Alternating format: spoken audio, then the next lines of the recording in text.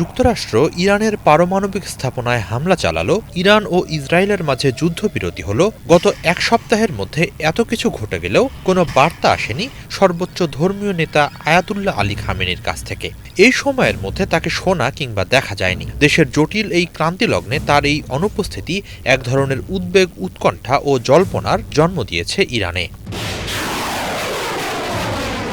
সর্বোচ্চ নেতার বর্তমান অবস্থা ও অবস্থান নিয়ে নানা রকম জিজ্ঞাসা তৈরি হচ্ছে সাধারণ মানুষের মাঝে।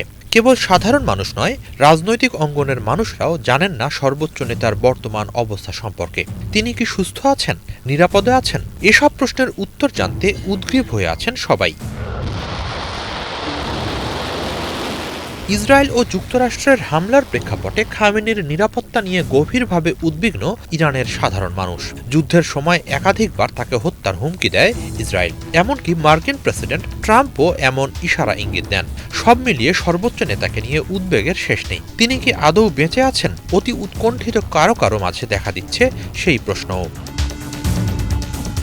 এত প্রশ্নের মুখে অবশেষে আয়াতুল্লাহ আলী খামেনির দপ্তরের কর্মকর্তারা জানিয়েছেন সম্পূর্ণ নিরাপদেই আছেন সর্বোচ্চ নেতা। যুদ্ধের মাঝেই প্রাণ সংশয়ের ঝুঁকি থাকায় তাকে অত্যন্ত গোপন স্থানে সরিয়ে নেওয়া হয়। এখনও কঠোর নিরাপত্তা বলয়েই আছেন তিনি। খামেনির বর্তমান অবস্থা ও অবস্থান নিয়ে 25 জুন বিশেষ একটি লেখা প্রকাশ করেছে প্রভাবশালী মার্কিন গণমাধ্যম নিউ ইয়র্ক টাইমস। সেখানে খামেনির আর্কাইভ দপ্তরের কর্মকর্তা মেহেদি ফাজাইলের বরাত দিয়ে জানানো হয়, যারা সর্বোচ্চ নেতাকে রক্ষার দায়িত্ব নিয়েছেন তারা তা ভালোভাবেই পালন করছেন। আশা করা যায় জনগণের সাথে যোগ দিয়েই তিনি যুদ্ধে বিজয় উদযাপন করতে পারবেন। ইরানের সরকারি কর্মকর্তারা বলছেন, খামেনি বর্তমানে অত্যন্ত সুরক্ষিত একটি বাংকারে আছেন। হত্যা চেষ্টার আশঙ্কায় তিনি সব ধরনের ইলেকট্রনিক যন্ত্র ও যোগাযোগ এড়িয়ে চলছেন।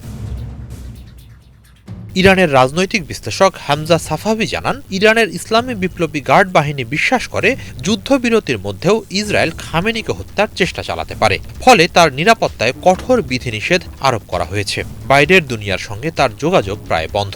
একান্ত দু একজন ছাড়া তিনি কারো সাথে সাক্ষাৎ করছেন না।